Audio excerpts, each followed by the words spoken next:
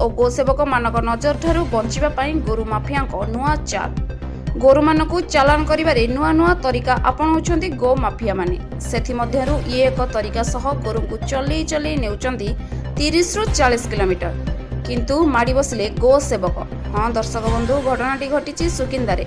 सूचना अनुसार गतकाली विलंबित राति गो माफिया माने हरिपुर अंचल 20 रु ऊर्ध्व गोरु नहीं सुकिंदा सिंगाड़िया बाट दे संश्लेल पंचायत श्रीरामपुर बाट दे चले चले नेउथिबा बेले सुकिंदा गो सेवक माने श्रीरामपुर गाँ पाखरे काबू कर बेले घटनास्थल 3 रु 4 जन फेरार हो जाइथिबा बेले 2 जन को अटक रखिथिले गो सेवक माने।